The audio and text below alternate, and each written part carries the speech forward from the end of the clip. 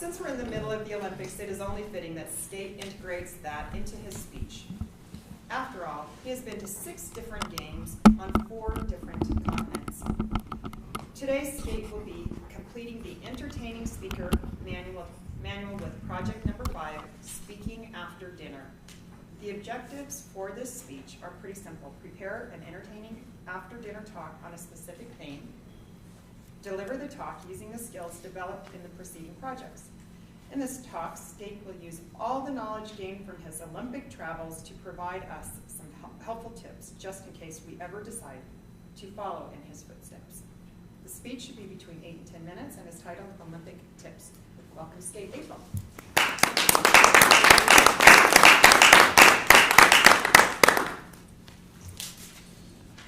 The Olympics, the pageantry,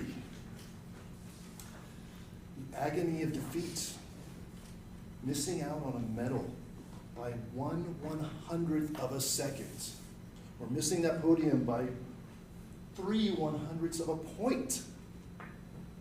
The thrill of victory. The Olympics is this awesome time. It is an international party. It is a lot of fun. So just in case any of you decide to go to the next games, maybe Tokyo or Beijing Winter Games in, 2 years? Actually, no, I'm sorry. It's the Korean Games in 2 years. I'll give you a couple tips that I've learned along the way. First of all, getting there. We know that international travel can be very expensive. So I come up with the plan of Sky Miles. I have a credit card that's linked to my Sky Miles account. Every time I charge anything on this credit card, I get a Sky Miles points. And after enough of those, I have enough for an international trip. And usually it takes about 2 years for me to gain enough points for that, but it does add up. Now, if you want to do this, you have to be somewhat flexible, because during the Olympics, a lot of people are trying to go to that city. So you might have to say, well, if you're going to the Beijing Games, maybe fly into Shanghai, and then spend a night or 2 in Shanghai before going on to Beijing. Or in the case of the London Games, I was planning on flying into Munich and catching a train and going across the channel into London. But when you're traveling like that, you also have to worry about international borders. And sometimes it's not even the flight that matters, but it's just getting across that border. For example, my wife and I went up to the Vancouver Games a couple years ago. And we got to the border crossing. Border guard starts to ask us questions. You know, what are you going for? Well, duh, we're going for the Olympics. And have you been traveling together? Well, no, my wife flew up to meet me in Seattle. Boom, big red flag. Make sure you got your story straight. We sat in that border crossing office for probably 4 or 5 hours as they strip searched my car. And I'm thinking the whole time, what happens if they deny me entry and I have this stack of Olympic tickets, and what the hell am I going to do with them? Thankfully, though, they did let us through, and we got into the games. But like I said, be flexible. A lot of times traveling the day of the Olympics, or the opening ceremony, or maybe even the day after, is a little bit easier than trying to get there the day before. Everyone's trying to be there for that opening ceremony. Visa requirements. Make sure you research your visa requirements. Brazil does have visa requirements, but apparently they waived that for the Olympic Games this year. Now, in Europe, you get an automatic 3-month visa as an American. Now, what happens when you overstay that visa? I'm still not quite certain. But when the Athens Games were going on, I decided to go to Greece and spend the entire summer there. And I spent the summer on a little party island, and I worked at an internet cafe. And toward the end of the summer, I went to Athens and spent 2 weeks watching the games, and went back to the little island. And then I went to leave, and I'm adding this up in my head. Let's see, all of June, all of July, all of August, it's now September 5th. Oh crap. What's going to happen? And as I'm standing in line at the airport, there's a gentleman in front of me. I've got my passport out, and I'm thinking, you know, just play stupid. What can be the worst? They'll maybe fine you, maybe kick you out of the country and tell you not to come back for a while. I don't know. But as it so happens, the gentleman in front of me gets in an argument with the guy that's checking his passport. Blah, blah, blah, blah, blah, blah, blah, blah, blah. So what do? I take advantage of the situation. I go, walk right by.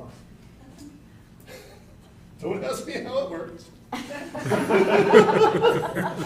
But I just kept walking. So to this day, I still have no idea what happens if you ever stay in Eastern Europe. All right. Well, so once you get there, where do you stay?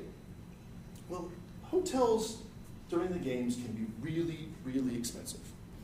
And what tends to happen is people get these ideas of lots of money for renting their place out. Corporations take out blocks of rooms, even though by the time the games actually happen, they use maybe half of those. So what I found is you wait until the very last second. Start on Craigslist, start calling hotels, tend to find really good deals. In Beijing, I got there, got on Craigslist that afternoon, and by that evening, I had a 2-bedroom apartment for the week for roughly $50 a night. Now, sometimes you have to be a little flexible with this. For example, when I was in Athens, the hotels were a little scarcer, and so I found that it would be easier if I just stayed in bars and drank all night and sleep on a park bench for the day while I'm trying to find my next place to stay. And in Korea, if you go there for the games, for the winter games, they have what's called love hotels. Now, they're all over the place. You can tell where they are because they usually have little hearts on their signs, even though everything else is in Korean. And they're really cheap. I mean, you can rent these things by the hour.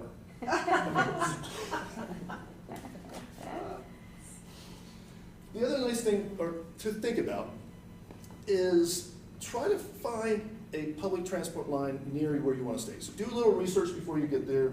Google Maps is great. You know, find the subway lines, find the bus lines, so that you have a better idea of which neighborhoods to look for, and that kind of gives you a good way to get to and from events. Now, what about tickets? You gotta have tickets if you're going to the games, right? There is typically a lottery for Olympic tickets. In Atlanta, I knew I was going to be there for games. I had best friends that were living there, and in fact, it turned out that I ended up moving there. But the lottery took place almost a year earlier. And so I signed up for everything I wanted or thought I wanted, and I put things on there I didn't even think I wanted. I sent it in, and lo and behold, what I got back was almost $10,000 worth of Olympic tickets. I mean, I had a stack this thick. And I had stuff in there that I was giving away to friends because I just didn't know what to do with them. So be careful about the lottery.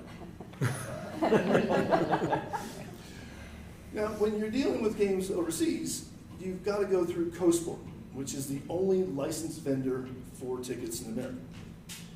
They are expensive. I mean, really expensive. We're talking $250 at the C-level tickets for a pool game of volleyball, the introductory games. So scalpers are the next best option. I find that there's a group of British scalpers that tend to go to these games, and they hole up at hotels. So you just have to find which hotel the Brits are at, and you can tend to find some tickets. But you're going to be paying. There are scalpers that are looking to make some money on this. The other thing to do is park yourself in front of a bus stop. I mean, the buses that will take you from one place to the event, or that let off right in front of the event.